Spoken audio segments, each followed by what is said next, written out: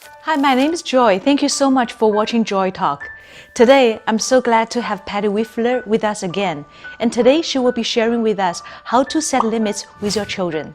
Hi, Patty. How are you? Joy. Very good. Thank you. Thank you so much for being with us again. I'm very pleased to be here. And I know today you are going to share with parents about how to set up limits with their children.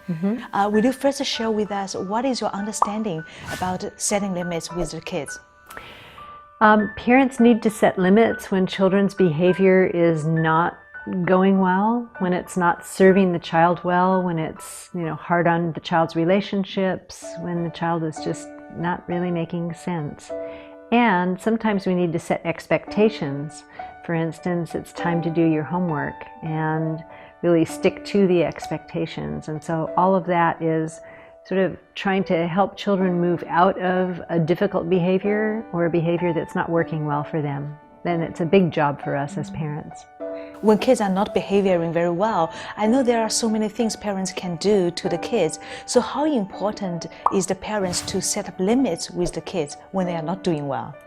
It's a very important job. When you allow children to keep on doing things that are hard on someone else or that just get them into difficulty, you're leaving a child alone. You're kind of abandoning your child to their own behavior and to bad consequences. So it's much more helpful to move in quickly as soon as a child's behavior goes off track. It's a very important job that we have as parents, to keep them from causing more trouble than they need to cause.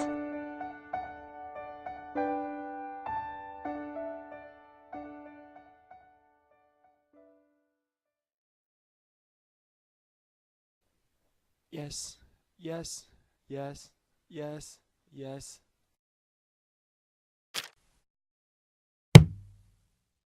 So when will be a good time that parents need to set up the limits with the children?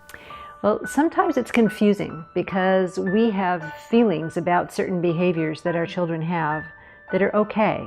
The children want to run around and make noise and laugh and have fun. And if you've got a headache, you really want to set a limit on that. But your children aren't doing anything wrong. They're being kids, they're having fun, they're enjoying one another, they're learning as they play.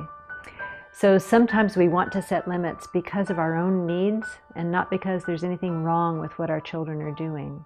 And that's okay to do. We just need to not blame them, for bothering us. It's like, it's our problem that we're bothered.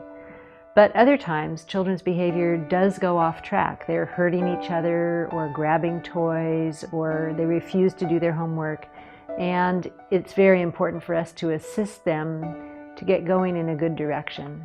So you bring a limit then. So how should a parent set limits, especially when they see the kids are off the track?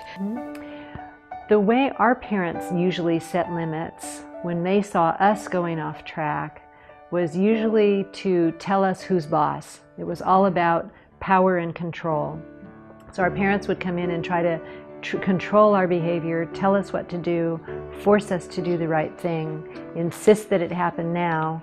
And what often came with that was punishments, threats, isolation, ways of treating children that make us back away from them and send children away from us. And those ways sort of work, but they also cause trouble inside the child because you're treating a child with disrespect. And you're not treating a child as an intelligent being. You're treating them kind of like you would a dog or a horse, and making them, forcing them to do your will. It doesn't build connection. It doesn't help children feel your love. And while they're being forced, they're not learning anything. They're just trying to keep from being hit or hurt.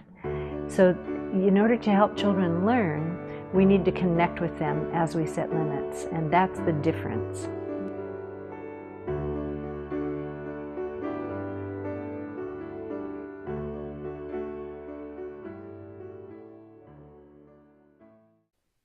Yes, yes, yes, yes, yes.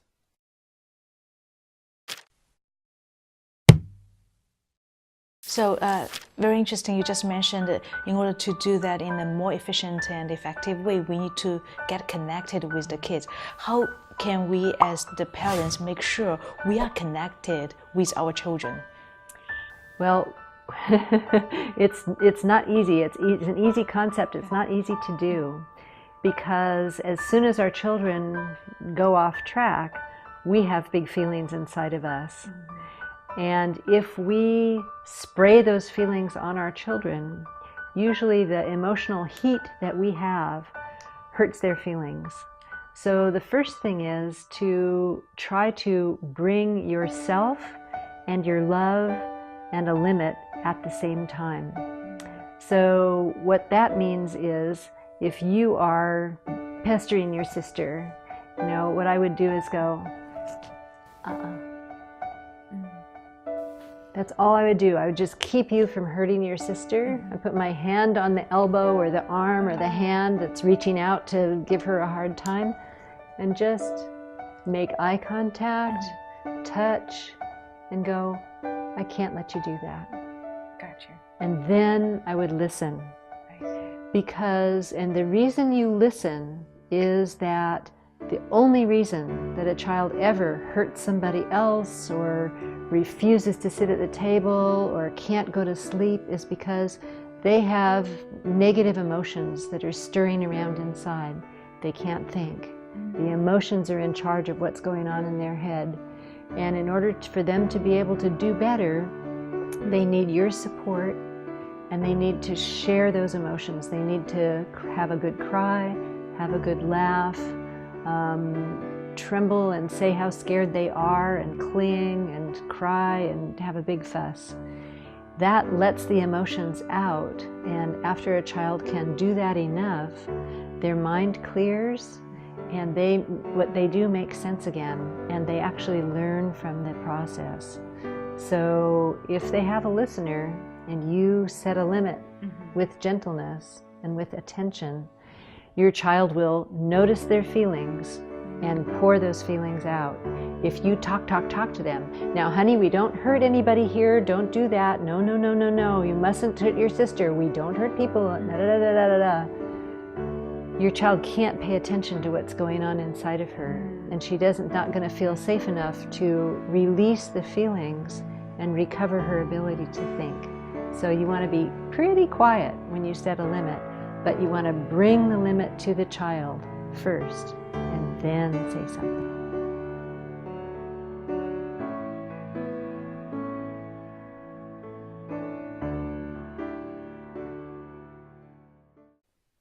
Yes, yes, yes, yes, yes.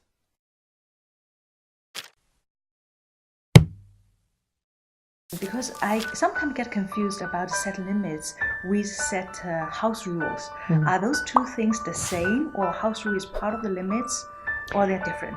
I think they're different. I think rules and policies, the house rule is you take your dishes to the sink after you've eaten. That's a policy. Setting limits is coming in and saying, oops, forgot to take your plate to the sink. So the rule is the rule, everybody knows the rule, and children will follow the rule when they're thinking, and when they're not thinking, they can't. And when they're not thinking, it's your job to set the limit or set the expectation in order to correct things. Sometimes it's your job to let it go because it's not that important right now, and your child has a lot of homework and they feel stressed, and you don't want to add to their stress. So you have to pick. When are you going to enforce the rules, and when is it more important to support your child to do the hard thing they have to do next?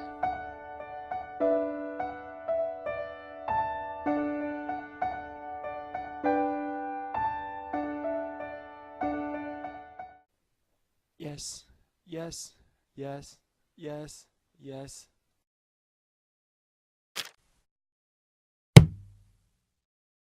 And can you give us some examples about how to set limits for the kids?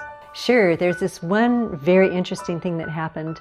I did a play event, and 2 little girls came and their parents. They're about 3 years old.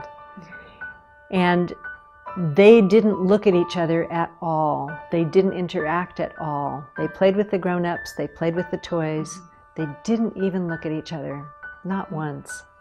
But after about 15 or 20 minutes, one little girl started seeing the other girl playing ball. And we had 3 balls there, a yellow one, a blue one, and a red one. This girl was playing with the blue ball, and she goes, "I want the blue ball." And she starts heading over like she's gonna grab the blue ball. And she got very close to the other little girl, and I put my hand on her tummy and I went, "No, she's got the blue ball. We have 2 other balls. You could go get another one." And she looked at me and burst into tears. So I brought the limit gently with my hand, wasn't angry, told her that there were other balls, and she started screaming at the top of her lungs.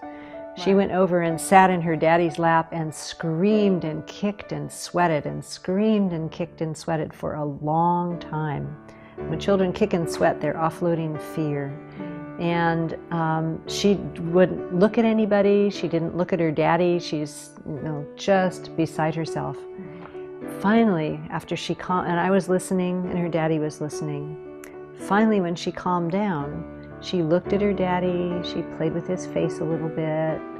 She looked at me. She got up. She saw what the other girl was doing. She ran over, and the 2 girls started playing like they'd known each other all their lives. It's like she finally could really play with another child. They were flexible. They were sharing everything. It's like this, she wasn't going to share, wasn't even going to talk to the girl before, and now all of a sudden she's playing beautifully after that great big cry. So that's an example of bringing the limit, allowing the child to feel what they feel, and then having entirely different behavior afterwards.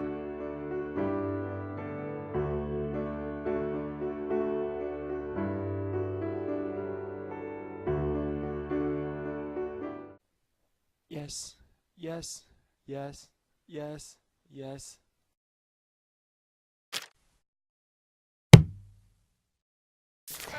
So you almost always want to set limits by getting closer and warmer.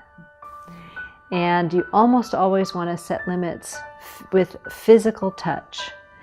And so let's say that your child is running around after the dog, trying to pull the dog's tail. So what you do is you run around after the child and you put your hand around their belly and go, "No." If your child is like kicking the window, they're laying here on the couch moaning and complaining and kicking the window, you come over and you put your hand on the child's leg and you go, "Nope." And then they'll kick harder. And then pretty soon they'll laugh, and you're handling a very wiggly foot. And laughter is also good. It's like laughter connects. Laughter allows children to release tension. And so if laughter is, a result, it's not that they're not taking you seriously. It's that they need to laugh in order to get their mind back. Laughter is very, very healthy for children.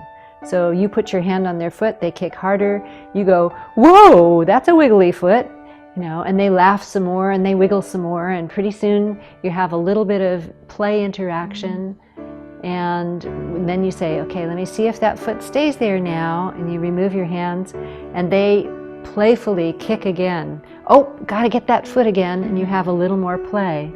And that interaction helps your child get connected. And pretty soon they're not complaining anymore. They're not kind of laying there, "I don't know what to do" anymore, because you brought the limit and you played, you allowed the emotional release. If your children are fighting with one another, you move in, you get your body between the 2 fighting children. You don't ask all these questions. Who started this? Who took the truck? What happened here? Who hit you? It doesn't matter.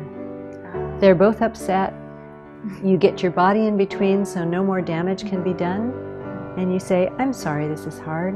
I know you guys are good friends." And you listen to this one over here cry. You listen to that one over there cry. And then you go back, "Oh yeah, this was really hard." And then you go back, "I'm so sorry he did that. He really loves you, but sometimes he gets a little squirrely." And you listen until the hurt is gone. And at that point, the children will be able to play again, quite well, actually. So you're not trying to figure out who did what. You're not figuring out who was wrong. Like you have two children who can't think. You're trying to help them think by getting the feelings out and listening well. I think it's really important to know that children never want to go off track. They don't want to be causing problems. Sometimes they're waiting for you to come and help them. So sometimes a child will come in to breakfast and they'll not be feeling good, and they'll go, I need chocolate for breakfast. I only want chocolate, not what you fixed me. And they're waiting for a limit. They're waiting for you to say, sweetie, we don't serve chocolate for breakfast. And then they can burst into tears and they can have all of the feelings that are stuck inside that are ruining their morning and ruining their judgment as well. And when they're finished crying, if you listen the whole way through, no, we just don't do chocolate for breakfast, do we? If you listen all the way through, they feel so much more connected to you.